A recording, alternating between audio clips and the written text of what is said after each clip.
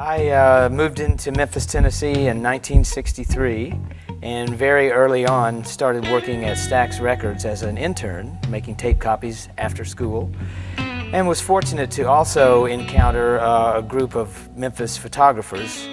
One of the prime one was William Eggleston, of course, now a well-known photographer, but we were all in awe of Ernest Withers, who was a professional photographer and was very well known in the Memphis area. He was very professional. He was always aware of what he was doing. He was the consummate photographer, and of course he literally had a studio and was professional in it. He had taken probably millions of photographs. So he was always very professional, and as was really the whole movement. Dr. King was very dignified and professional, and this was just a group of people that had an aura about them. And I would say that Mr. Withers, there was always a presence about him and the fact of what he was doing.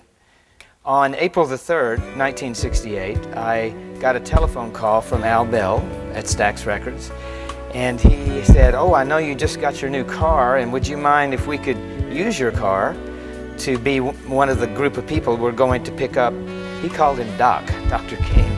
We're going to pick a Doc up, and of course we would never call him Doc, but at the airport, and he's coming back in for the next section of the sanitation workers strike.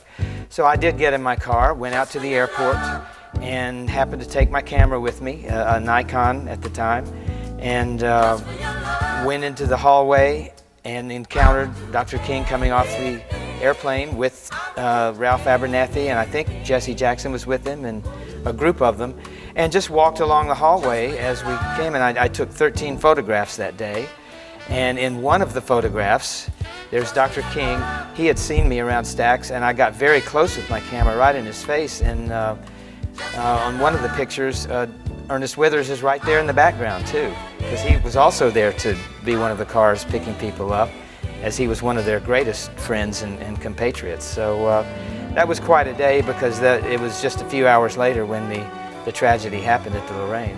When you think of what was going on in the mid-60s, and Memphis, Tennessee was really part of ground zero. We had Selma and Birmingham and different southern places, but Memphis was right in the middle of it, and it turned out to be in the tragic middle of it, of course. But who else was there? And almost every step of the way but Ernest Withers.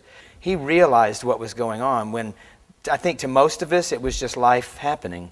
A lot of us would happen to be in places. I think he sought those places out for the reason, the import of them, and captured them like no one else ever did. He is the civil rights movement photographer of one of the most important sociological changes in American society, certainly.